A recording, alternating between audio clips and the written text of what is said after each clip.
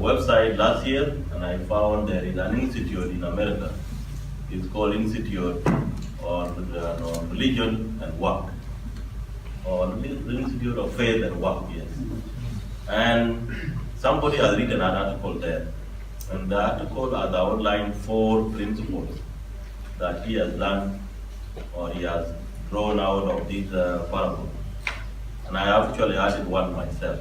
And these are the principles I want to share with you this morning. One is the principle of ownership.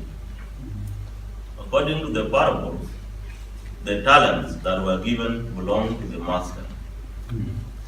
And the master is the owner. And actually, it means that everything that we own as human beings, because the master will represent God in the parable.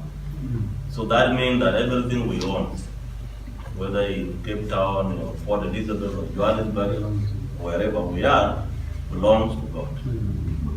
And that takes us back to the Genesis chapter 1 verse 26 to 27, which says God created all these things and then handed them over to man and woman, whom he created in his own image, to take care of them. And then that moves us also to the principle number 2. The principle number 2 is the principle of responsibility. Although the ownership of the talents or the resources belongs to the master has willingly taken his talents and gave them to his servants, saying, please take care and manage them on my behalf. So God has given us responsibility as human beings, whether it is the responsibility of managing the resources or preaching his gospel. And that is why what Jesus did in Matthew 28, when he sent his disciples, saying, all authority is given to me on earth and in heaven. And please, I'm sending you to go and proclaim my gospel. And then you baptize them when you believe and teach them to obey all that I've commanded you. That means the authority is with God, but the responsibility is given to his servant to go ahead with his ministry, to preach the gospel. My message to my brother this morning, or those who are being ordained, is the fact that sometimes we are tempted to say it is my church. And I know you are going to plant churches, especially when you are the one who started the church and the congregation knows only you. You really want to say, this is my church. Okay? I want to tell you, you have been given the responsibility, but you are not the owner.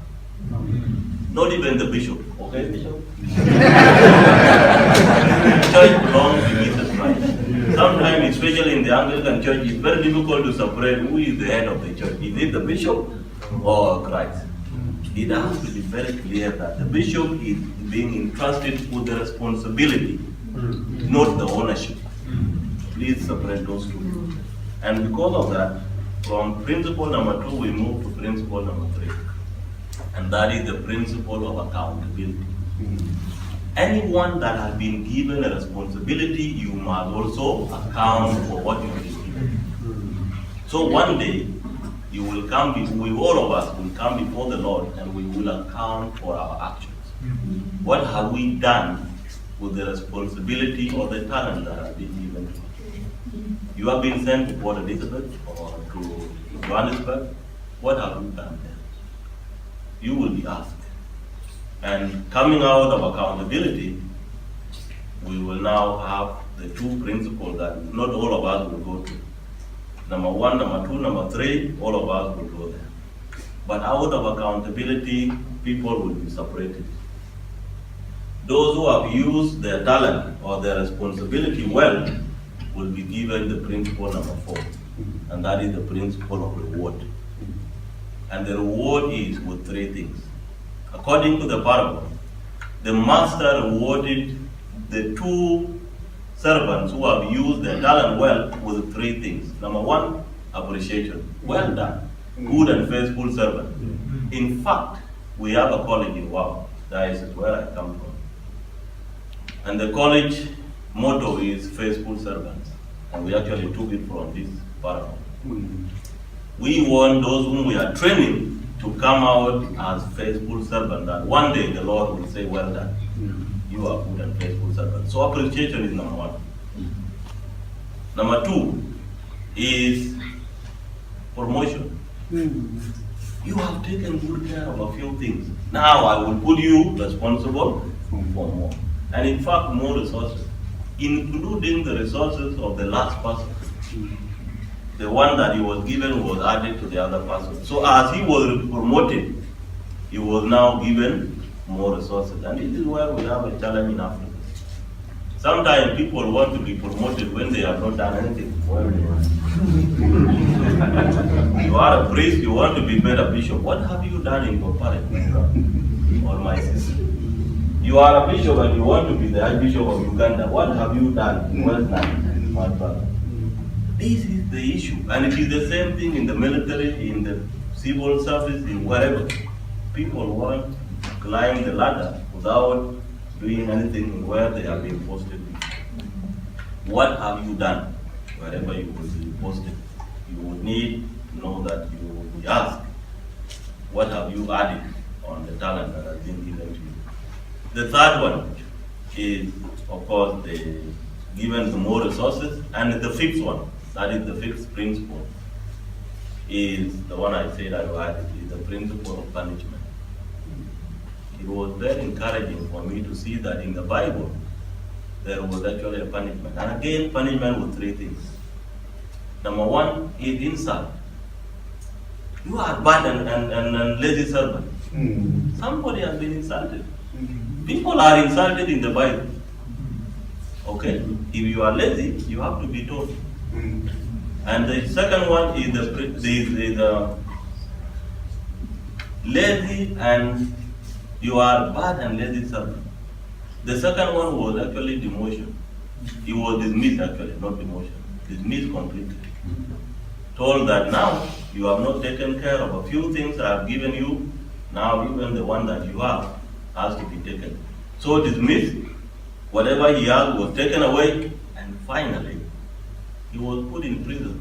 Throw that bad servant out into the darkness where there will be grinding of teeth and crying and weeping.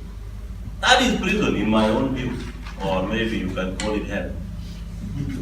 And in fact, what he has not done is that he has not used the resources that he was given.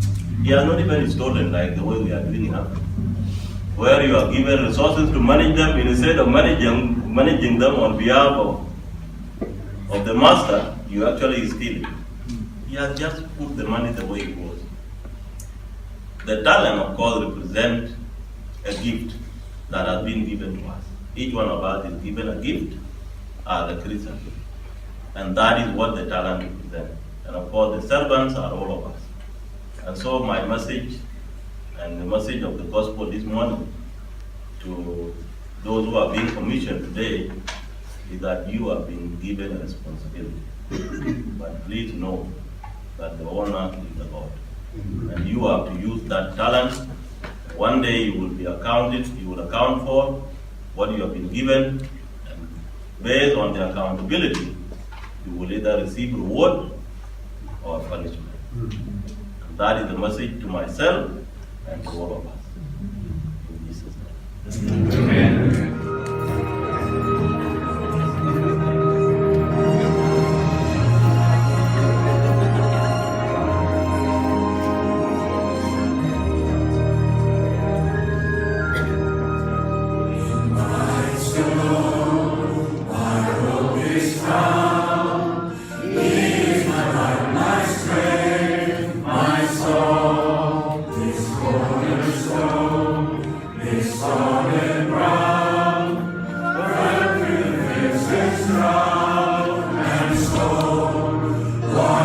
Of love, what depths of peace, when